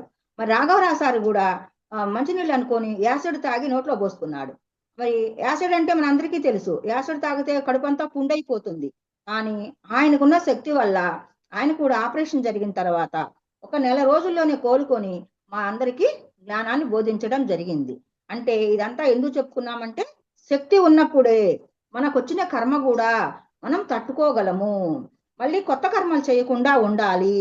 మరి మన ఖాతాలో ఉన్న కర్మలన్నీ దగ్ధం కావాలి అంటే శ్రీకృష్ణ భగవానుడు చెప్పినట్టు మన జ్ఞానం సంపాదించుకున్నప్పుడే, జ్ఞానం అగ్నిగా ప్రజ్వరిల్లినప్పుడే, కొంచెం కొంచెంగా పెరుగుతున్నప్పుడు, అగ్ని పైకి వెళ్తున్నప్పుడు ఆ పైన ఆ కర్మలన్నీ కూడా కొంచెం కరుగుతూ ఉంటాయి. అదే ధ్యానాగ్ని దగ్ధ కర్మాణం అంటే. మరి ఈ విధంగా ఉన్నప్పుడు ఒకసారి మన పత్రి సారు, రాఘవరావు సార్ గారు, రాజలక్ష్మి మేడం గారు, ఇంకా కొంతమంది అరకు అంటే అది ట్రెక్కింగ్ కు వెళ్ళారంట. ట్రెక్కింగ్ వెళ్ళినప్పుడు అక్కడ ఏం జరిగిందంటే మరి అడవి అంటే మరి అక్కడ ట్రెక్కింగ్ కి వెళ్ళంటే అడవే కదా మాస్టర్స్. మరి ఎంతో మంది అడవి అంతా తిరిగారంట. తిరిగితే అక్కడ ఒక చీమ గాని, ఒక దోమ గాని, మరి అడవి అంటే మన అందరికీ తెలుసు, పులులు ఉంటాయి, సింహాలు ఉంటాయి, మరి ఇంకా పాములు ఉంటాయి, ఎన్నో రకాలు ఉంటాయి కదా. అలాంటివి ఏవి కూడా ఒక్కటి కూడా కనిపించలేదంట. వీళ్ళు రాత్రి హాయిగా పడుకున్నా కూడా ఆ దుప్పటేసుకొని పడుకున్నారేమో, మరి అలా పడుకున్నా కూడా ఒక చీమ గాని ఒక దోమ గాని కుట్టలేదంట. అదంతా ఎందుకు అంటే ఆ పత్రిసారికి ఉన్న ఆరాశక్తి అంత గొప్పదంట. పత్రిసారికి ఉన్న ఆరాశక్తి వల్ల అక్కడికి ఏ పురుగు బుష్ట రాకుండా, ఒక దోమాయిగా రాకుండా, ఏ జీవి అక్కడికి రాకుండా వీళ్ళందరూ కూడా మరి అరకు అంటే దాని పేరు ఏదో ఉంది మాస్టర్ తెలుగులో, అక్కడికి వెళ్ళి అదంతా ట్రెక్కింగ్ చేసి మరి ఆ విధంగా వెళ్ళొచ్చారంట. అక్కడ పత్రి సార్ తోటి రాఘవరావు సార్ గారు ఒక విషయం మాట్లాడారంట. ఎవరు గొప్పవారు అనే విషయం ఒక టాపిక్ వచ్చిందంట. జ్ఞానం పెరిగే కొద్దీ ఆయనకి అన్ని తెలిసిపోయాయంట. అంటే ఇప్పుడు సార్ కూడా అంటారు కదా, మీకు జ్ఞానం పెంచుకుంటే మీకు నేను గురువును కాదు, లోపలున్న భగవంతుడే మీకు అన్ని అందిస్తాడు, మీ శ్వాసే మీ గురువు అని కూడా చెప్తుంటారు. అట్లని కాదు మాస్టర్స్, మామూలుగా మనకు సద్గురువులు వాళ్ళు మరి లోపలున్న భగవంతుడే మనకు అన్ని అందిస్తాడు అని చెప్పడం జరిగింది. ఇంకా అప్పుడు అందరిలో ఉన్నది గొప్పవాడు, అందరిలో ఉన్నది ఆత్మే కాబట్టి అందరూ గొప్పవారే. స్త్రీ అయినా, పురుషుడైనా, దొంగోడైనా, కలెక్టర్ ఆఫీసర్ అయినా, సినిమా యాక్టర్, ఎవరైనా అందరూ గొప్పవారే. శ్రీహరి ఉన్నాడు అంటే ప్రతి జీవి గొప్పదని అర్థం మాస్టర్స్. ఆ విధంగా అందరూ గొప్పవారని తెలుసుకున్నాం. ఇప్పుడు 2 జీవితాల గురించి అయిపోయినాయి. మూడో జీవితం గురించి తెలుసుకుందాం. మూడో జీవితం అంటే మరి ఎంతో జ్ఞానాన్ని పొంది మానవ జన్మ తీసుకొని ఇప్పుడు కృష్ణుడు, రాముడు, బుద్ధుడు, జీసస్, మన పత్రి సారు, మరి ఇంకా ఎంతో మంది మీ అందరికి ఇంకా చాలా మంది తెలుసు. మహావీరుడు, మరి మన పత్రిజీ, మరి ఇప్పుడు రాఘవరాసారు, రాజలక్ష్మి అమ్మ, వీళ్ళంతా కూడా మానవ జన్మే తీసుకున్నాము. మానవ జన్మ తీసుకుంటే దేవతలైనా సరే మానవ జన్మ తీసుకొని వాళ్ళు జ్ఞానాన్ని పొంది పైలోకాలకు వెళ్తారంట. మరి ఇప్పుడు రాముడు మానవ జన్మ తీసుకున్నాడా, కృష్ణుడు మానవ జన్మ తీసుకున్నాడా? మరి వాళ్ళంతా గొప్పవాళ్ళు అయ్యారు కదా. మరి అందరూ మానవ జన్మ తీసుకొని ఈ భూలోకం అనే పాఠశాలలో ఈ భూలోకంలోకి వచ్చి చదువుకొని అంటే పాఠాలు నేర్చుకొని ఎంతో జ్ఞానాన్ని పొంది వాళ్ళు దేవతలుగా మారిపోయారు. ఇప్పుడు షిరిడి బాబా మానవుడేగా, మరి ఫకీర్గా జన్మ తీసుకున్న ఆయన మరి సాయిబాబాగా ఇలిసిల్లాడు కదా. మరి రమణ మహర్షి రమణుడుగా ఉన్న ఆయన రమణ మహర్షి అయ్యాడు. మరి వీళ్ళందరూ కూడా ఎంతో జ్ఞానాన్ని అంటే శ్వాస మీద ధ్యాస పెట్టి ధ్యానం చేసి ఎంతో జ్ఞానాన్ని పొంది వాళ్ళందరూ లోకానికి శంకరాచార్యులు వారు ఎంత గొప్పవారు. మరి ఆయనకు పెళ్లి కూడా చేసుకోలేదు. కాశీ నుంచి కన్యాకుమారి దాకా ఎన్నోసార్లు కాలినడక నడిచి ఆయన ఎన్నో స్థాపించాడు, ఎన్నో పీఠాలు స్థాపించాడని మనకి గొప్ప గొప్ప మహాత్ములందరూ చెబుతున్నారు. మరి పగటి జీవితం అంటే ఇలాంటి వారి జీవితం అంతా పగటి జీవితమే. వాళ్ళు లోకాన్ని ఉద్ధరించటానికి, మనలాంటి వాళ్ళందరినీ ఉద్ధరించటానికి, మన చేత పాపకర్మలు చేయించకుండా ఉండటానికి వాళ్ళు జన్మ తీసుకొని మనందరినీ ఉద్ధరించడానికి వచ్చిన భగవంతులే. వాళ్ళు భగవంతులే, మనం భగవంతులమే. మనం తెలుసుకుంటున్న భగవంతులమే, వాళ్ళు తెలుసుకున్న భగవంతులు. ఇప్పుడు ఒక కాశీ వెళ్ళొచ్చాడు, ఆ కాశీ వెళ్ళొచ్చిన వాళ్ళతో వెళ్తే మనం కాశీ ప్రయాణం ఈజీగా చేయొచ్చు. అదే తెలియని వాళ్ళతో వెళ్తే ఎన్నో తేడాలు వస్తాయి. కాబట్టి ఆ శ్వాస మీద ధ్యాస ధ్యానం అనేది పత్రిసార్ అందించిన అమూల్యమైన రత్నం. దాన్ని పట్టుకున్నప్పుడే మనం ఎక్కడికి చేరాలో అక్కడికి చేరుకుంటాము, మన లక్ష్యాన్ని చేరుకుంటాము, మన గమ్యాన్ని కూడా చేరుకుంటాము. లక్ష్యం అంటే పూర్ణ జ్ఞానాన్ని పొందటం, మరి గమ్యం అంటే మన మన తండ్రి అయిన సత్యలోకం, మన సత్యవంతుడైన మన పరమాత్మ ఉన్నటువంటి సత్యలోకం చేరుకోవటం. మనం జన్మ తీసుకున్నప్పుడే ఈ రెండు మనం ఇష్టపడే భూమి మీదకి వస్తామంట. నేను మర్చిపోను తండ్రి, నిన్ను మర్చిపోకుండా ధ్యానం చేసి నేను జ్ఞానాన్ని పొంది నువ్వు నేను ఒకటేనని తెలుసుకుంటాను అని భూమి మీదకి వచ్చి అన్ని మర్చిపోయి ఈ మనసు మాయలో పడి ఈ ప్రాపంచిక మాయలో పడి వాళ్ళు వేరు వీళ్ళు వేరు నువ్వు వేరు నేను వేరు అనుకుంటూ తప్పులు పాపాలు చేస్తూ ఎన్నో కర్మలు పెంచుకుంటూ మరి సద్గురువులు మన జీవితంలోకి వచ్చినప్పుడే, మహాత్ములు చెప్పిన ఎన్ని బోధించినప్పుడు, మనం అర్థం చేసుకున్నప్పుడు, ఆచరించినప్పుడే మనం ఎదగగలము. పగటి జీవితం అంటే మహాత్ములందరిది పగటి జీవితమే, నాలాంటి వాళ్ళది రాత్రి జీవితం. మరి సంధ్యా జీవితం అంటే కొంచెం జ్ఞానం తెలుసుకొని వాళ్ళు కూడా పూర్ణ జ్ఞానం పొందినప్పుడే వాళ్ళ జీవితం కూడా బాగుంటుంది.